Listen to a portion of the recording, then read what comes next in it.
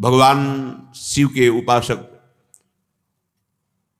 वो बालक थे, किसी ऋषि के घर गए तो उन्हें गाय का दूध मिला, पर उनके घर में तो था नहीं, क्योंकि वो किसी यजमान के यहां नहीं जाते थे।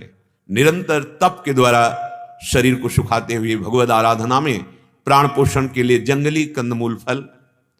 बाल ऋषि ने आकर हठ किया मां से कि मुझे दूध चाहिए, तो उन्होंने जंगली जो चावल थे उनको पीस करके ऐसे दिया, लो।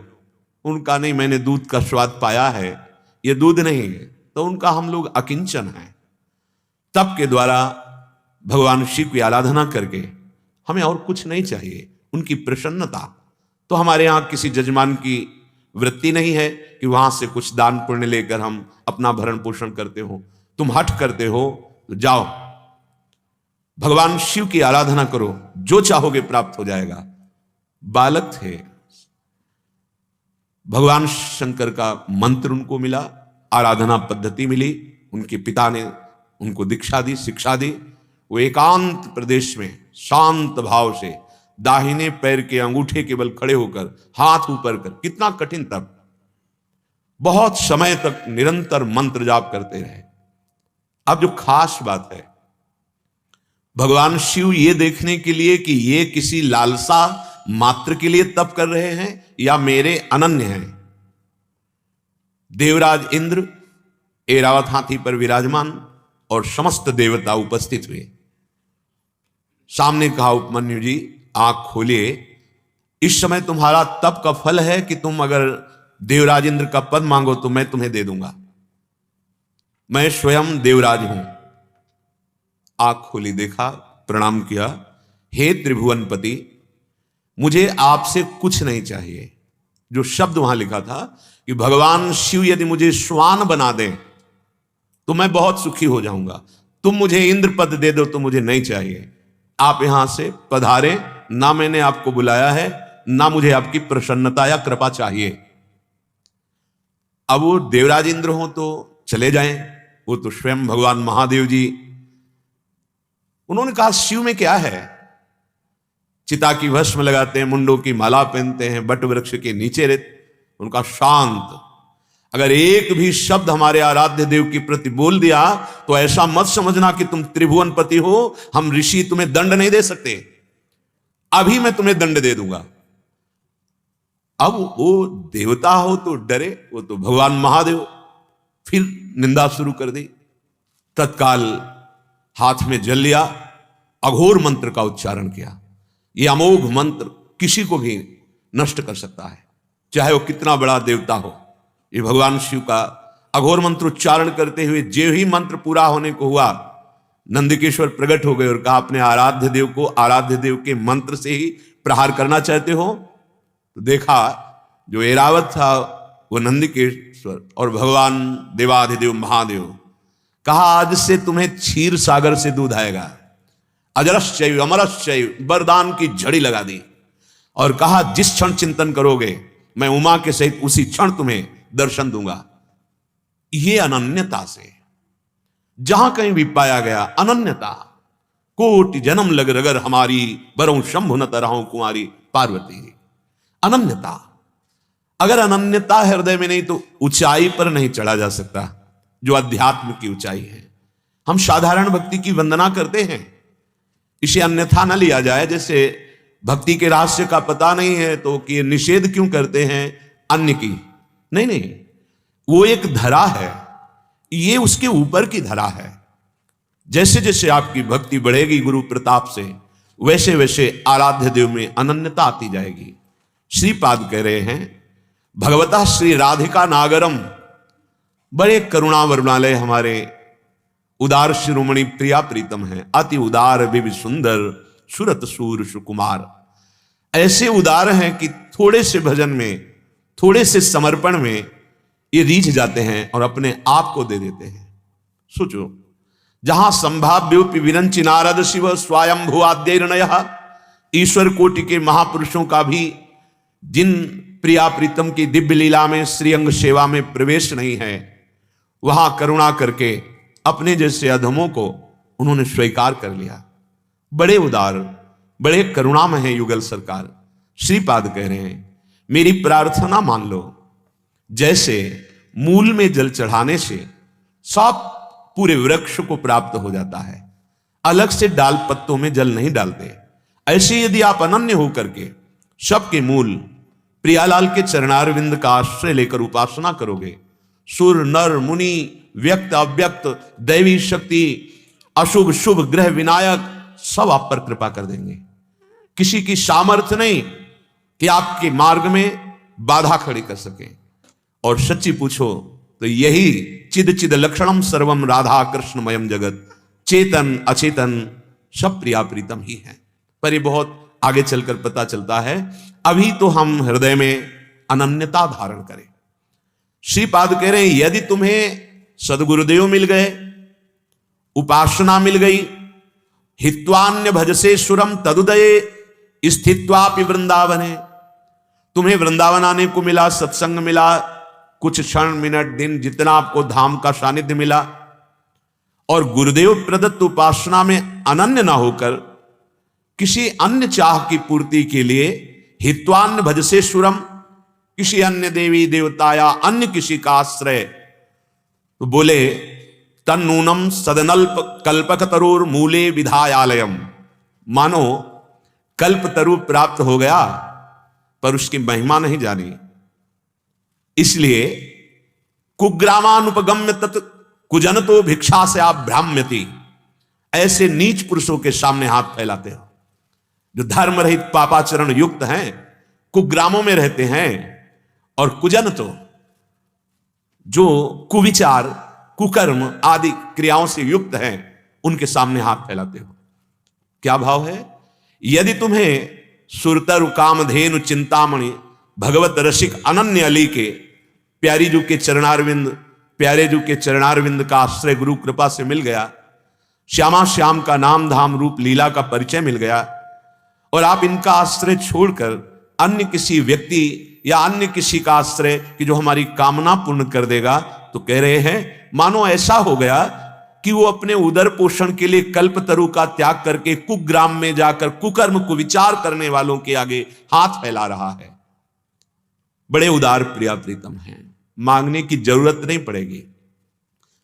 अन मांगे आगे आवेगो जीव पल लागे पल को, स्वामी श्री हरिदास जी महाराज जो महामहिम श्री ललिता जी के अवतार हैं, कह रहे हैं केवल अनन्यता पूर्वक तुम भजन करो, हरि भज छाण न मान नर्तन को, मति बंछे रे मति बंछे तिल तिल धन को, अन मांगे आगे आवेगो जीव पल लागे पल को, बिना मांगे तुम्हारे पास आ जाएगी सुख संपत्ति यदि तुम प्रिया प्रीतम के अनन्य हो गए, उनका स्मरण करते हो, उनका जप करते हो।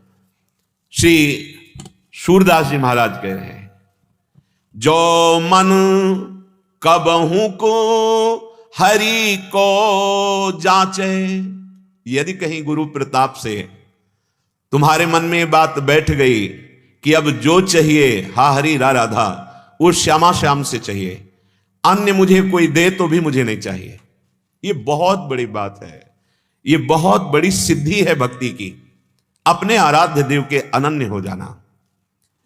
बहुत इसमें दुलार मिलता है आराध्य देव का, वही सब रूपों में है। जैसे हरिराम व्यास जी कहते हैं राधा वल्लभ ध्याई के और ध्याइये कौन, व्यास ही देत बने नहीं बरी बरी प्रतिलोन। जैसे हम पकौड़ी बनाते हैं तो पूरे फेंट में नमक डाल देते हैं तो हर पकौड़ी में पहुंच जाता है, एक एक पकौड़ी में नमक नहीं मिलाते। ऐसे ही संपूर्ण सृष्टि एकमात्र सच्चिदानंद प्रभु एको हम बहुत श्यामा, मैं एक बहुत रूपों में हो जाऊं, वही है। तुम्हें यह नहीं डरना कि कोई देवता नाराज हो जाएगा या कोई भगवत स्वरूप नाराज हो जाएगा, नहीं। अगर हम प्रभु की उपासना कर रहे तो सब हम पे प्रसन्न। गोस्वामी जी कहते जा पर कृपा राम की हुई ता पर कृपा करे सब कोई, आन प्रसंग उपासन छाड़े मन बच क्रम अपने उर साचे, जो मन कबहू को हरि को जांचे।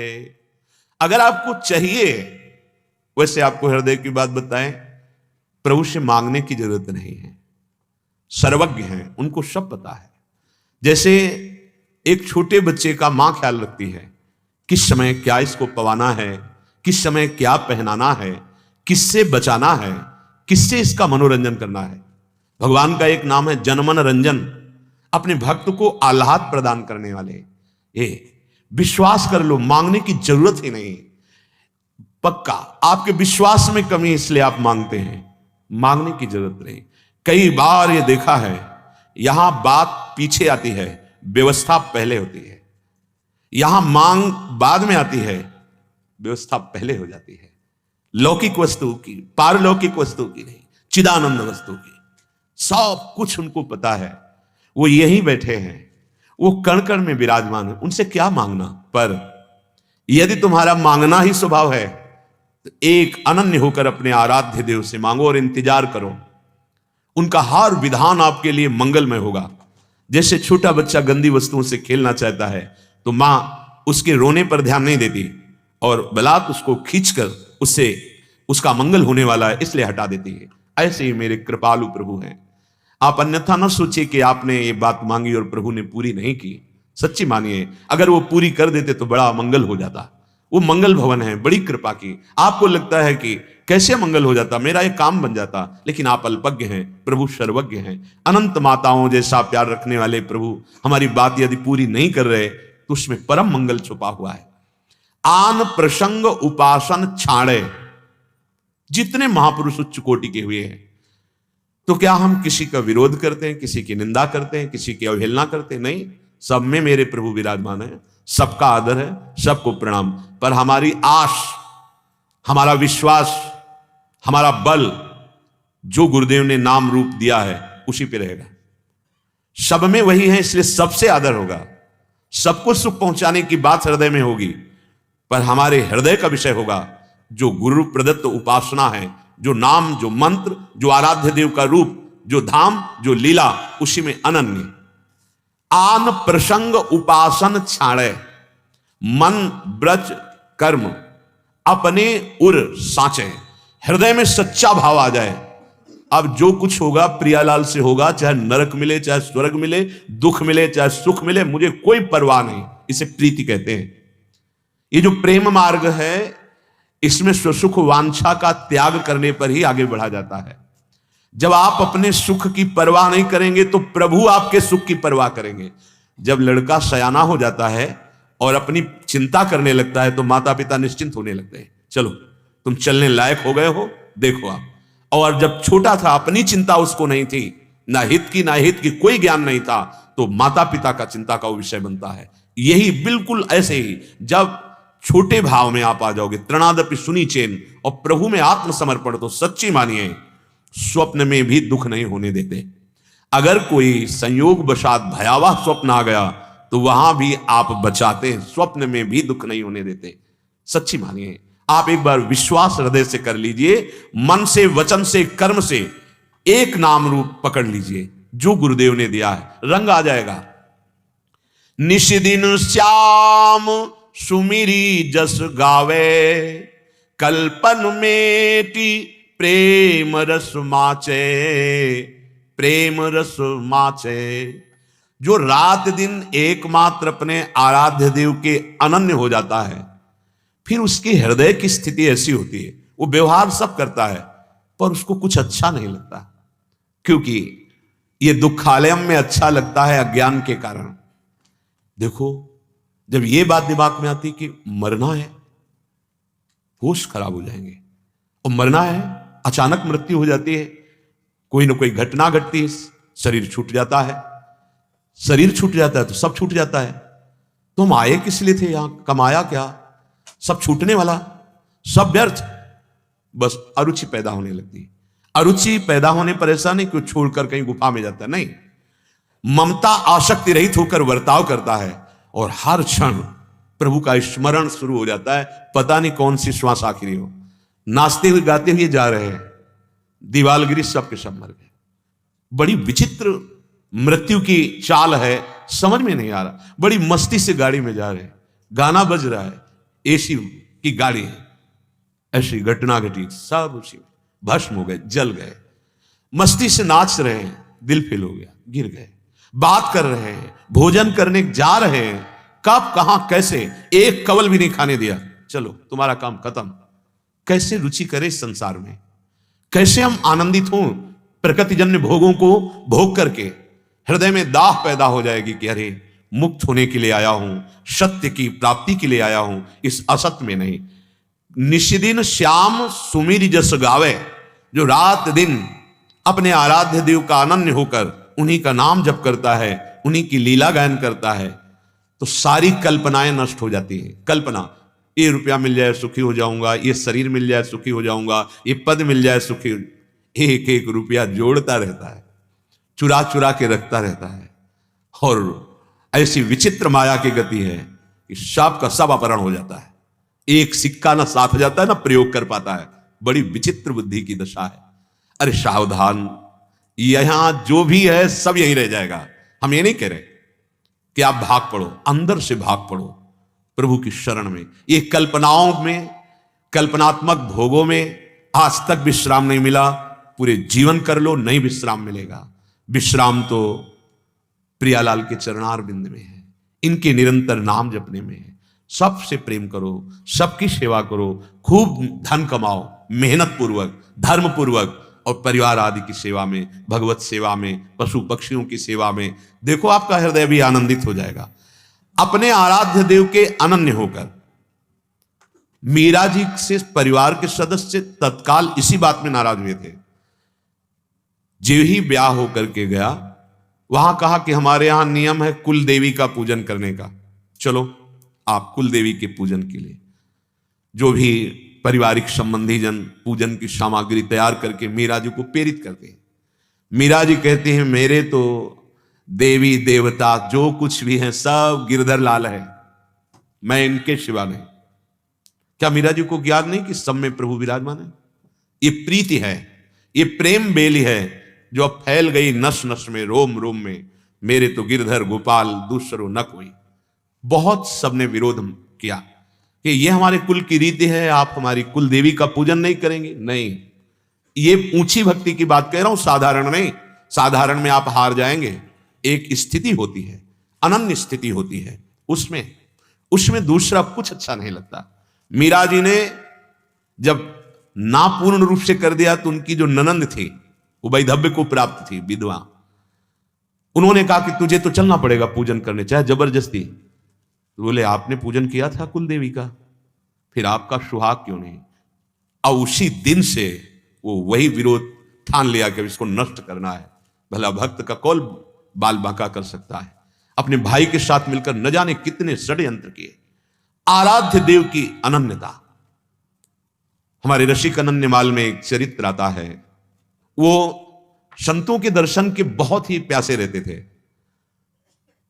यद्यपि वो वृंदावन के अनन्य थे, प्रिया प्रीतम के अनन्य थे, पर संत दर्शन की प्यास ये प्राय प्रेमी महाभागवतों में होती है। संतों में नहीं देखा जाता कि किस संप्रदाय के हैं, किस भगवान के उपासक हैं। सबकी चरण रज, सबकी वंदना, क्योंकि मेरे प्रभु के उपासक प्रेमी जन हैं।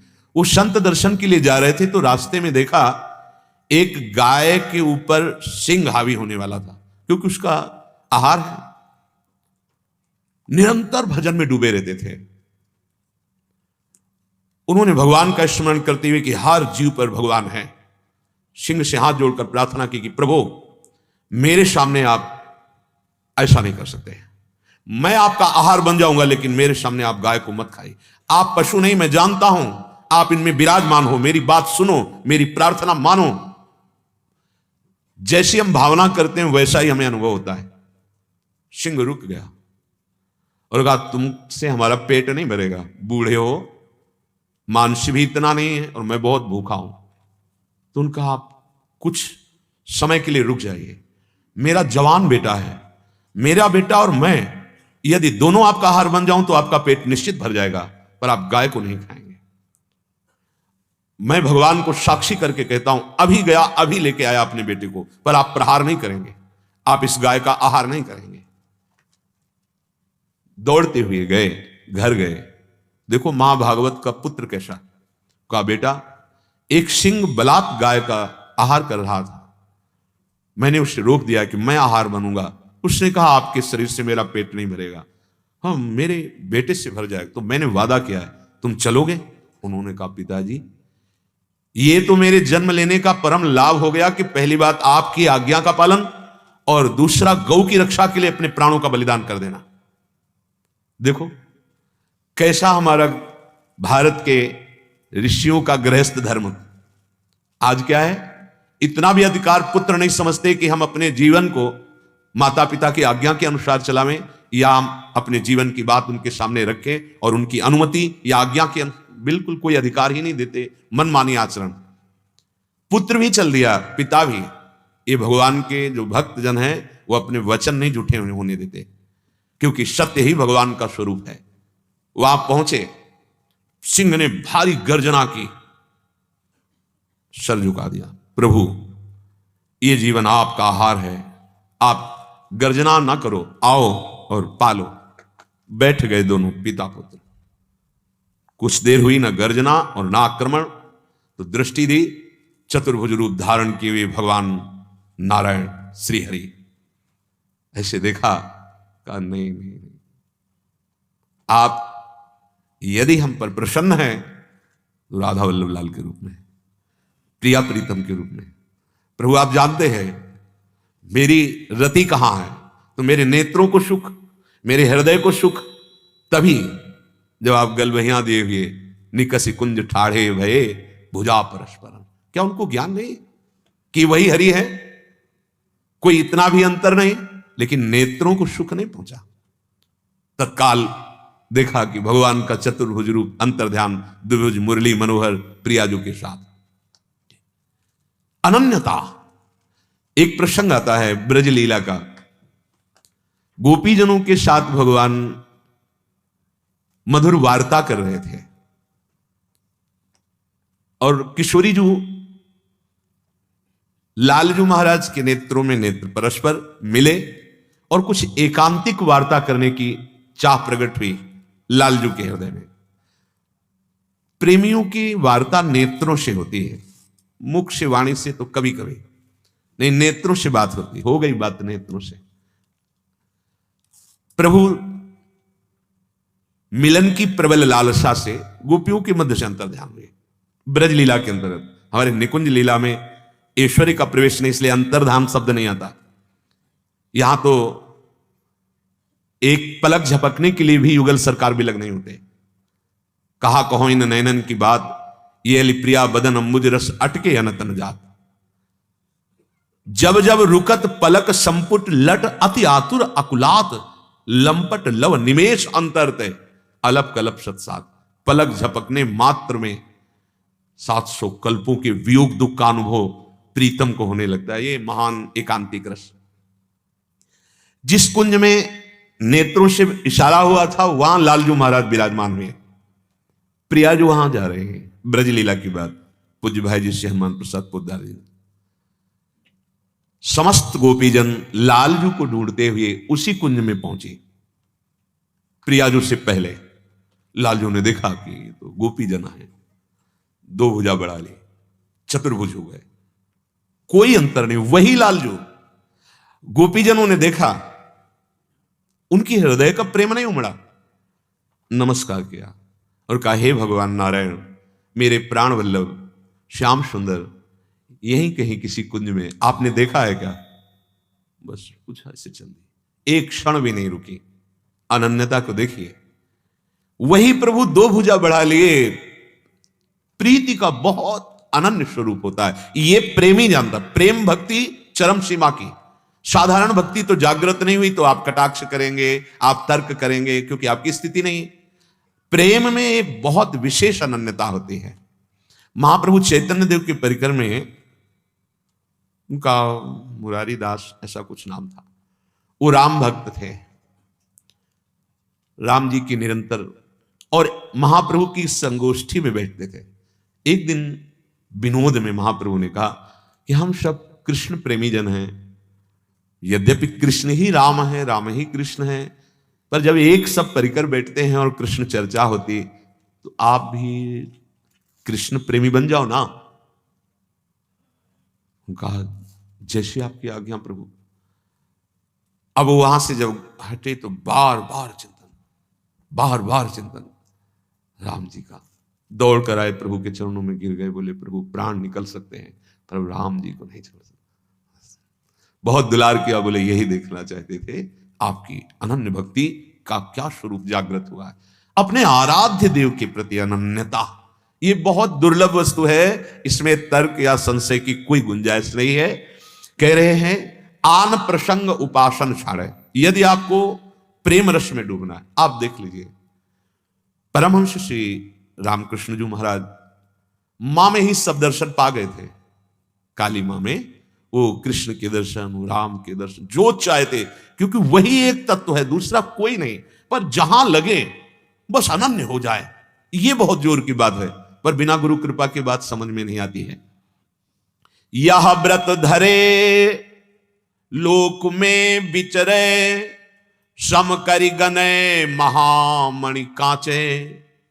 यद्यपि हमको इसी मृत्यु लोक में रहना है, हमें व्यवहार करना है, सबसे प्रीति का व्यवहार करेंगे। आराध्य देव की कृपा, आराध्य देव की आशा के सिवा हमारे लिए मिट्टी का ढेला और सोने की थपिया बराबर। मतलब क्या भाव आपका? अगर कोई हमें बहुत संपत्ति, ऐश्वर्य और सुख देना चाहता है और मेरे आराध्य देव से विमुख है, तो मुझे नहीं चाहिए, मुझे आराध्य देव से चाहिए। सम करि गने महामणि कांचे, क्या कांच क्या मणि नहीं, हमें मिल गए इंद्र नील मणि, अब इनको नहीं छोड़ने वाले। ये हृदय की बात, इसका बिल्कुल सरल रूप देख लीजिए। एकादशी स्कंद में कहते त्रिभुवन की राजलक्ष्मी मिलने पर अगर कहा जाए कि आप आधे पल के लिए अपने आराध्य देव का नाम छोड़ दो, स्मरण छोड़ दो, तो जो नहीं छोड़ता वही महाभागवत अनन्य। त्रिभुवन की राजलक्ष्मी, हमारी आपकी दशा क्या है देख लीजिए। शीत उष्ण सुख दुख नहीं माने, हानि लाभ कछु सोच न राचे, जो मन कबहू को हरि को जाचे। सर्दी गर्मी, मेरा जीवन केवल प्रभु के लिए है।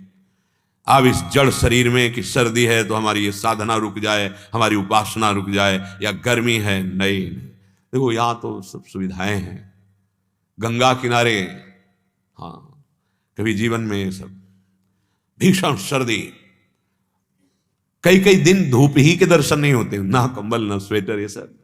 और आग तो गांव में मिलती, गंगा किनारे कहां आग है। और सन्यास में आग का निषेध है सेकना, और उदर की आग जरूर बढ़ती थी, जठराग्नि, पर भरपेट भोजन भी नहीं। लक्ष्य केवल एक, कैसे प्रभु को मैं जानूं, कैसे उस तत्व को जानूं जो हमारा आत्मस्वरूप है। बस लक्ष्य में इतनी ताकत है, हर कष्ट, कभी कष्ट ही नहीं लगा।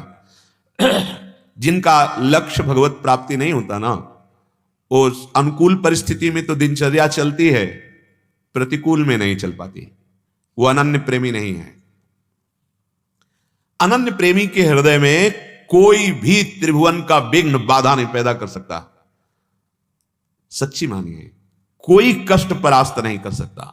शीत उष्ण, सर्दी गर्मी, सुख दुख, चाहे अनुकूल परिस्थिति हो चाहे प्रतिकूल परिस्थिति हो, शरीर स्वस्थ हो या अस्वस्थ हो, पीड़ा सहित हो या पीड़ा रहित हो, बिल्कुल बिल्कुल ये जन्म हमें अब धोखे में नहीं डालना है। विश्राम आराम नहीं अब हमारे जीवन में। राम काज की नहीं बिनु मोई कहां विश्राम।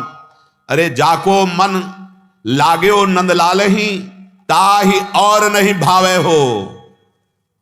समझ लीजिए, जौले मीन दूध में डाले बिन जल नहीं सच पावे हो। मछली जल से प्रेम करती है, उसे गाय के दूध में डाल दो मर जाएगी, क्योंकि वो जल से प्रेम करती है।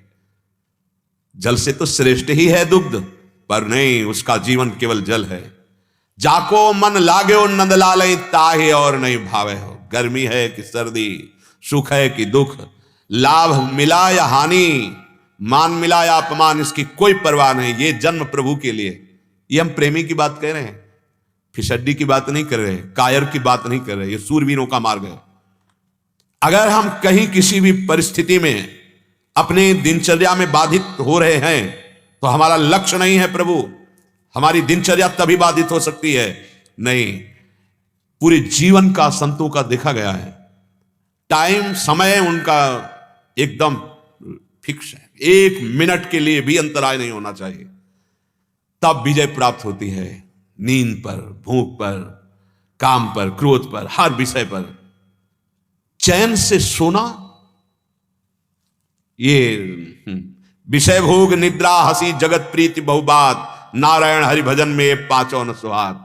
बस इंद्रियों को थोड़ा विश्राम, बस फिर रात दिन। जैसे एक लोभी आदमी धन कमाता है, ऐसे जिसका लक्ष्य बन जाता है प्रभु की प्राप्ति, वो भजन कमाता है। सब कार्य करते हुए भजन। ये तो बात हटा दीजिए कि भजन करने का मतलब हम एकांत भाग कर चले जाएं। नहीं नहीं, एकांत कहां भाग के जाओगे, अंदर तो सारे विकार भरे। अपने कर्तव्य का पालन करते हुए भजन करो, उच्च अवस्था प्राप्त हो जाएगी, भागने की जरूरत नहीं।